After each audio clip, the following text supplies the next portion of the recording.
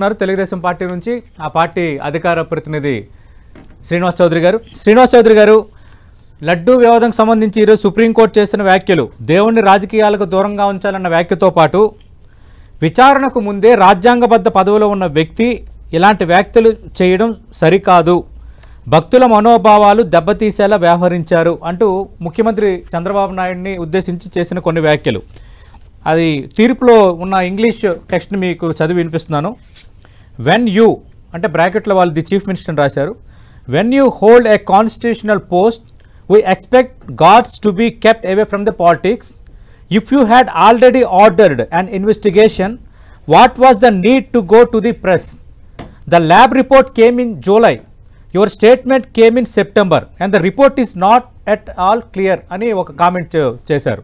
Number 2, a bench of Justice B.R. Gavai and Justice K.V. Vishwanathan was distinctly unhappy with the Andhra Pradesh Chief Minister's September 20th comments, in which he hit out at his rival and predecessor Y.S. Jagan Mohan Reddy over the alleged presence of animal fats in Tirupati Laddu ghee.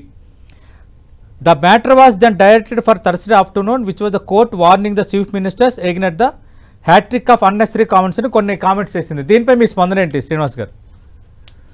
Satish గారు, మొదట మీకు అలాగే NTV ప్రేక్షకులకి అలాగే మీ స్టూడియోలో ఉన్నటువంటి MLA Chandrasekhar గారికి అలాగే బీజేపీ నేత పెద్దలు ఎవరు సార్ పేరు చెప్పారు? ఆంజనేయ రెడ్డి గారు. సార్ ఆంజనేయ రెడ్డి గారికి నా తరపున తెలుగుదేశం తరపున మొదటి నమస్కారం.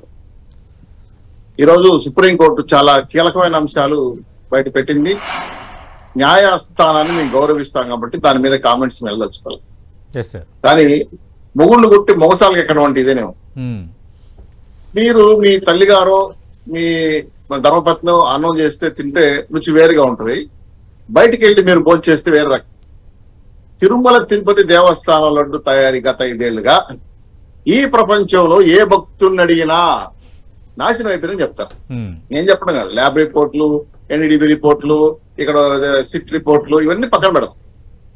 పూర్తి స్థాయిలో తిరుమల దేవస్థానాన్ని వ్యాపార కేంద్రంగా జంబో ప్యాక్ మార్చుకొని పూర్తిగా సర్వదర్శనాలు, కాటేజీలు, అన్నప్రసాదాలు, ముడి సరుకులు కూడా 600 కోట్ల రూపాయల పైచలకు కొనే యాలక్కలు కానీ, ద్రాక్ష కానీ, మందుమాడి పప్పు కానీ, బియ్యం కానీ, అలాగే కొన్ని రకాల నూనె పదార్థాలు.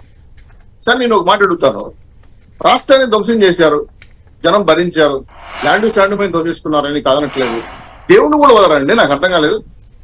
ఇదే కాదండి, రాష్ట్రంలో ఉండే దేవాలయాలు కూడా అన్నవరం, శ్రీశైలం, కాణిపాకం, అలాగే శ్రీకాళహస్తి.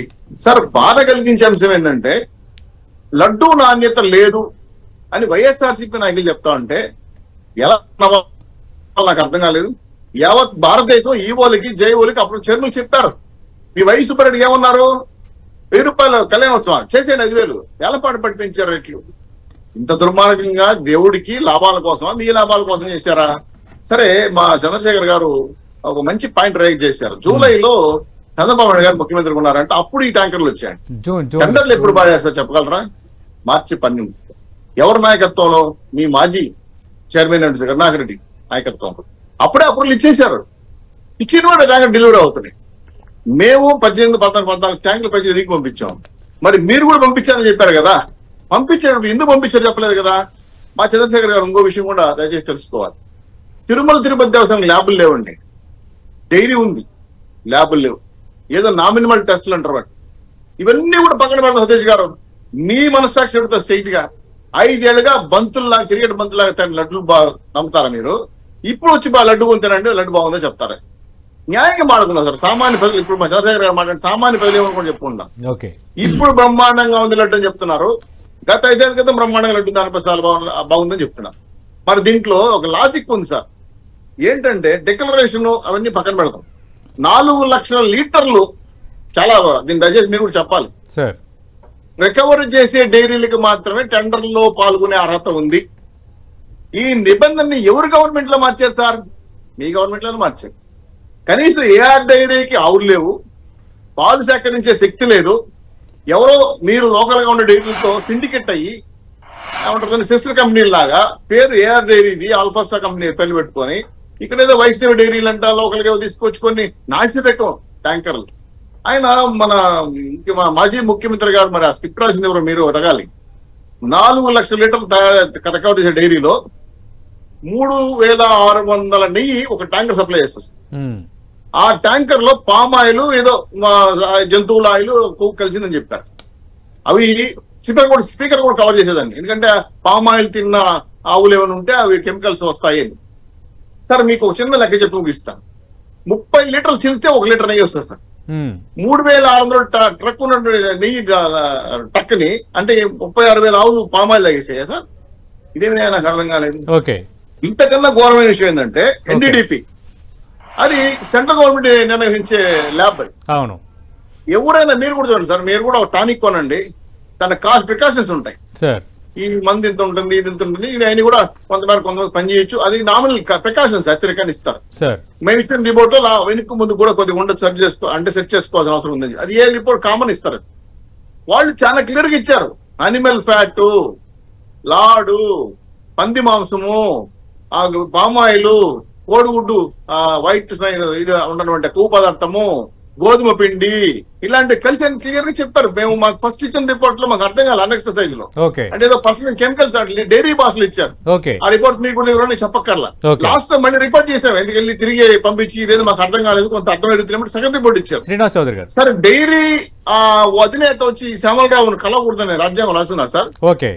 కదా కలవచ్చు కదా, తప్పేం కాదు కదా. స్ట్రైట్ గా ఒకే క్వశ్చన్ అడిగి ముగిస్తాను సార్. అడగండి. భారతదేశంలో దేవుడు మాకందరికి దేవుడు, హిందూ మతానికి దేవుడు అని అన్ని దేశాలకు దేవుడు. అటువంటి నమ్మకంగా కొలిసే మా దేవుడి మీద ఇటువంటి కల్తీ ప్రసాదాలు తీసుకొచ్చి స్వామివారి కైంకర్యాల్లో, అన్న ప్రసాదాల్లో, స్వామివారి అభిషేకంలో లడ్డు ప్రసాదాలు కలపడం అనేది హిందువుల మనోభావాలు దెబ్బతీయడం రాజకీయమా కాదా? గతంలో పింక్ డైమండ్ పెట్టుకుని రాజకీయం చేశారు దేవుడి మీద, ఇప్పుడు ప్రసాదాలు రాజకీయం చేస్తారు. ఎవరు సార్ రాజకీయం చేసేది? మీరు ఒక మాట చెప్పారు, అది చెప్పు ఇచ్చేస్తారు. సుప్రీంకోర్టు సీఎం గారిని చెప్పారండి, ఎందుకు చెప్పకూడదు కదా, ఇది డిక్లరేషన్ లేకుండా అని. ఓకే, ఒప్పుకుంటాం, మీకు కాదనట్లు. కానీ ఎవరికైనా నాకైనా బాధ కలిగింది సార్. నన్నే మీలాంటి జర్నలిస్టులు చాలా మంది లడ్డు పంపిస్తే రెండో నాకు చుట్టారని ఫోన్ చేసి, ఏం సార్ వాసన వస్తుంది, మీరు బోల్డ్ సార్ పంపించారని. నేను చెప్పలేక చాలా ఇబ్బంది పడ్డా. ఈ రోజు తీసి పంపించిన రేపు వాసన వచ్చేసింది. సో ఇప్పుడు రండి, మీరు మాట్లాడిన మాటకి నేను సేకరిస్తా. సో దేవుడితో, బ్రహ్మానాయకుడితో దయచేసి రాజకీయాలు చేయదండి, భస్మైపోతామని హెచ్చరిస్తాం. అదే సుప్రీంకోర్టు కూడా అదే వ్యాఖ్యానించింది, దేవుణ్ణి రాజకీయాలకు దూరంగా ఉంచాలని అన్నది. శ్రీనివాస్ చౌదరి గారు ఎలాంటి తప్పు, ఒక్క నిమిషం, శ్రీనివాస్ చౌదరి గారు ఎలాంటి తప్పు చేయలేదని ఈరోజు సుప్రీంకోర్టు చెప్పింది. మేమేవైతే ఆరోపణలు చేసామో, మేమేవైతే అనుమానాలు వ్యక్తపరిచామో అవే సుప్రీంకోర్టు ఈరోజు వ్యక్తపరిచింది. అలాగే మీరు తప్పు చేయలేదని చివరికి ప్రమాణం కూడా, చివరికి బొమ్మల కరుణాకర్ రెడ్డి ప్రమాణం కూడా చేశారు. ఆ ప్రమాణం కూడా చేసే ధైర్యం కూటమి నేతలకు లేదంటున్నారు చంద్రశేఖర్ గారు. మీ కామెంట్ ఏంటి? సతీష్ గారు మాట్లాడండి సార్. మాట్లాడితే ఫేక్ న్యూస్, వాళ్ళు చెప్పేదంత అబద్ధాలు అనే నీతి వాళ్ళకి వాళ్ళు అలవాటు చేసుకున్నారు. ఇప్పుడు లోకేష్ గారు 2 రోజులు ఉన్నారు తిరుపతిలో, సవాల్ సుప్రీంకోర్టు మీద స్పందించండి సార్. మీరు ఒక నిమిషం శ్రీనివాస్ చౌదరి గారు, మీరు సుప్రీంకోర్టు వ్యాఖ్యల మీద సుప్రీంకోర్టు సాధారణమైనటువంటి వ్యాఖ్యలు చేయలేదు, చాలా కీలకమైనటువంటి వ్యాఖ్యలు చేసింది. సుప్రీంకోర్టు దేశంలో ఉన్నటువంటి అనేక అనుమానాలనే వారు కూడా వ్యక్తపరిచారు. వీటి మీద వ్యాఖ్యానించండి. మీరు తప్పుడు విధానాలు చెప్పొద్దండి. గత 50 ఏళ్ల చరిత్ర కలిగిన నందిని డైరీ ఎందుకు ఆపారు సార్? ఏ అవసరం? 1000 కాళ్ల మండపాన్ని కూల్చింది చంద్రబాబు నాయుడు గారు. 1000 కాళ్ల మండపాన్ని కూల్చింది చంద్రబాబు నాయుడు గారు. మా పరిపాలనలో వైఎస్ఆర్ కాంగ్రెస్ పార్టీ వచ్చిన తర్వాత టీటీడీలో తిరుమల తిరుపతి దేవస్థానంలో శ్రీకృష్ణుల వారి విగ్రహాన్ని పెట్టడం కానీ, శ్రీవాణి ట్రస్ట్ ఏర్పాటు చేయడం కానీ, వందల చేయడం కానీ మానవం లేకుండా పులివెందుల పులి దేవుడు దర్శనానికి వచ్చి తిరుక్కోపోయాడండి. ఒక్కదానికి సమాజం చెప్పండి మీరు తమ్ముంటే. మీ జగన్మోహన్ రెడ్డి గారు తిరుపతికి వచ్చి ప్రక్షాళన చేస్తాను, పూజ చేస్తాను, ప్రమాణంగా చేస్తాను 6 ఆదిత్యాలు చేశాడే, ఎందుకు పోయారు తిరుగు సమాజం చెప్పండి. నేను చెప్తా రహస్యం, నేను చెప్తా జగన్మోహన్ రెడ్డి రహస్యం. మీకు ఆ భయం ఉంటే హైకోర్టులో వాయిదా చూడాలి. వినండి సార్, మీరు మీరెందుకు పోలీసులతోటి నోటీసులు ఇప్పించారు? అనుమతి లేదు అని మీరెందుకు నోటీసులు సర్వ్ చేశారు? అలాంటి నోటీసులు హిందుత్వవాదుల్ని రెచ్చగొట్టారు. అలాంటి నోటీసులు ఇవ్వలేదని చంద్రబాబు నాయుడు ముఖ్యమంత్రి ఒక ప్రకటన చేశారు. అలాంటి నోటీసులు ఇవ్వలేదు. నోటీసులు ఎక్కడ ఇచ్చారు చూపించండి. నోటీసులు ఇచ్చింది నేనే చూపిస్తాను. దాంట్లో చాలా కీలకంగా నేరుగా సీఎం అడిగారు ఎక్కడ రావద్దని నోటీసులు ఇచ్చామా? ర్యాలీలు మాట్లాడేది వేరు, ర్యాలీలు బల ప్రదర్శన ముఖ్యమంత్రి అన్నారు డైరెక్ట్. నోటీసులు చూపించాడు. మొత్తం నోరు తెలిసి అబద్ధాలు. ఏమో నోటీసులు ఇచ్చి రావద్దని చెప్పారా?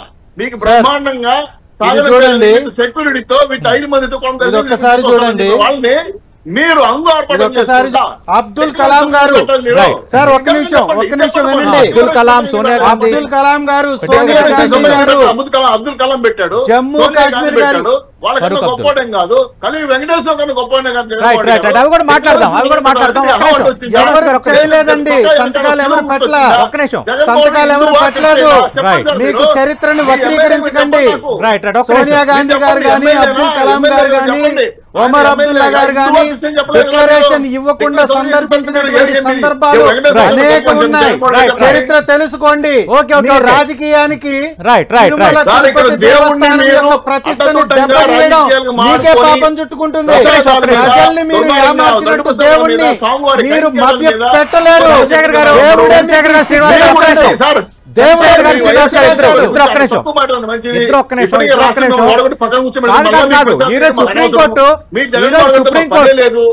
సుప్రీంకోర్టు అందరికీ కామన్ గా ఒక విషయం చెప్పింది. ఈ రోజు సుప్రీంకోర్టు అందరికీ కామన్ గా చెప్పింది. ఆంధ్రప్రదేశ్ లో ప్రతి రాజకీయ పార్టీకి వర్తించేదే చెప్పింది. కామన్ గా చెప్పిన ఒక పాయింట్ ఏంటంటే దేవుణ్ణి రాజకీయాలకు దూరంగా ఉంచాలి అని అయితే చెప్పింది. మరి దీన్ని ఎలా తీసుకుంటాయి అనేది let us wait and see. Satish గారు మీరు గొప్ప జర్నలిస్ట్ సార్. ఇదే చంద్రశేఖర్ రెడ్డి నేను ఎమ్మెల్యే అయితే నేను ముక్కు చెల్లించుకున్నాను, ముక్కించుకోవాలి చెప్పండి. ఏ రాజకీయాల దూరం ఎలా ఉంటుందో చెప్పండి. నేను కూడా అధికారంలోకి వస్తే నాకు పలానా వ్యాపారం బ్రహ్మాండంగా జరిగితే నేను వచ్చి స్వామి నీ ముక్కు చెల్లించుకున్నాను చెప్తాడు. దేవుణ్ణి దేవతల్ని రాజకీయాలకు దూరంగా మనం చేస్తాం, కానీ వాళ్ళు దూరం కాలేరు. ఎందుకంటే ఆయన ఆశీర్వాదం కావాలని మొక్కుని ఎలక్షన్ ప్రచారానికి పోయిన వాళ్ళు చాలా మంది, వేల మంది ఉన్నారు. మీరు సుప్రీంకోర్టు వ్యాఖ్యానం చేస్తుండొచ్చు. అబద్ధాలు చెప్తున్నారు. ఒక్క నిమిషం సార్, ఆంజనేయ రెడ్డి గారు ఛాన్స్ ఇద్దాం. ఒక్క నిమిషం. కాదు నేను రెండు ప్రశ్నలు ఆంజనేయ రెడ్డి గారు కూడా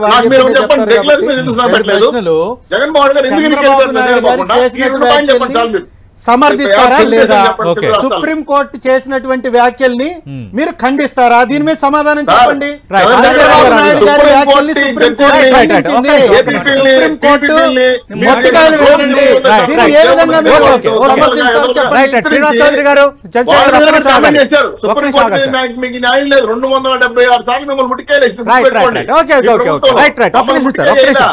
శ్రీనివాస్ చౌదరి గారు ఈ సిట్ ఏర్పాటుకు సంబంధించి కూడా కొన్ని వ్యాఖ్యలు ఈ రోజు సుప్రీంకోర్టు చేసింది. స్పెసిఫిక్గా కల్తీ జరిగిందని ఆల్రెడీ చెప్తున్నారు. అలాంటప్పుడు మరి సిట్టు అంటూ ఒక దర్యాప్తు సంస్థను వేశారు. మరి సిట్టు ఏం తెలుస్తుంది? ఆల్రెడీ కల్తీ అయిందని మీరు రిపోర్ట్లు చూపిస్తున్నప్పుడు అంటూ ఒక ప్రశ్న సంధించారు. సరే, సుప్రీంకోర్టు న్యాయవాదులకు సంధించిన ప్రశ్నను ఒక నిమిషం పక్కన పెడితే, ఆల్రెడీ మీ ప్రభుత్వం సిట్ను ఇప్పుడు నియమించింది.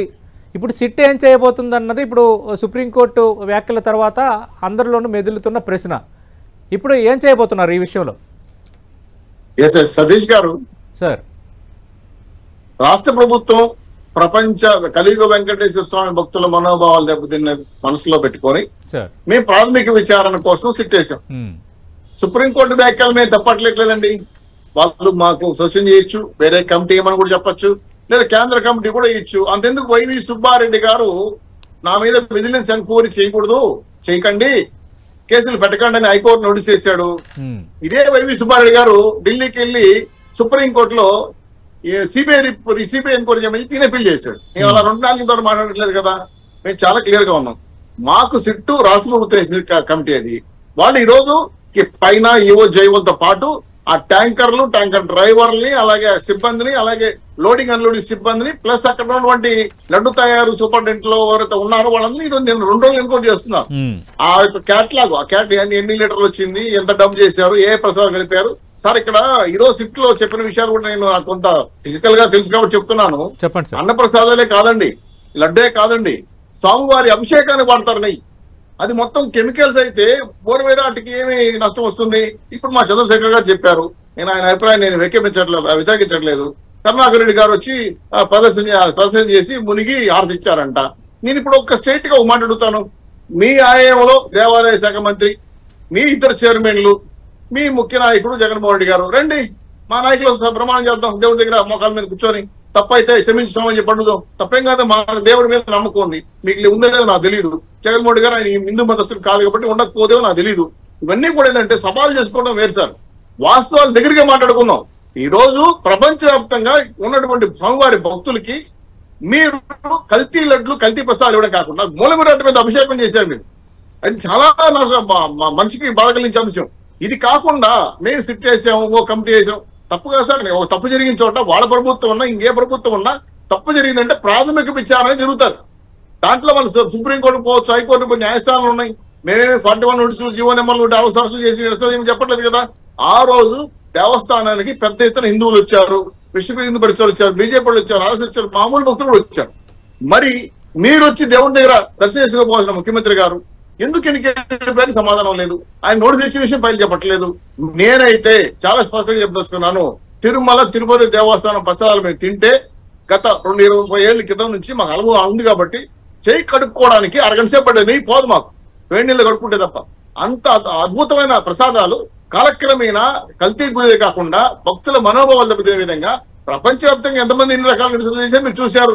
అంతే సార్. రోజా గారి అఫీషియల్ వెబ్సైట్ ఓపెన్ చేయండి. ఇప్పుడు లడ్డు కల్తీ జరిగిందా అవునా కాదా? 85% వ్యతిరేకంగా మాట్లాడారు. నేను చూసాను ఈ రోజు. మీరు గమనించుకోవడం కావాలంటే అంటే మేము రాజకీయాలు మాట్లాడలేదు సార్. కొండ మీద మా దేవుడు జరిగిన అన్యాయం మాట్లాడుతున్నాం. ఇది అన్యాయం చెప్తున్నాం. చేయగలిగితే సరిదిద్దాలి, లేకపోతే ఎంక్వైరీ చేయాలి, దోషం శిక్షించాలి. అంతేగాని ముగ్గురు అధర్మారెడ్డి, ఒక వైవి సుబ్బారెడ్డి, ఒక కరుణాకర్ రెడ్డి, జగన్మోహన్ రెడ్డి గారు ఇంటి నాయకత్వంలో కొండ మీద జరిగిన అన్యాయాల అక్రమాల పైన ఎంక్వైరీ చేస్తే మీకు ఎందుకు బాధ? మీరేం తప్పే ఉంది. ఇప్పుడు ఎన్డీడీపీ రిపోర్ట్ తప్ప అన్నారు. మీరు రిపోర్ట్ తీసుకురండి పోయి.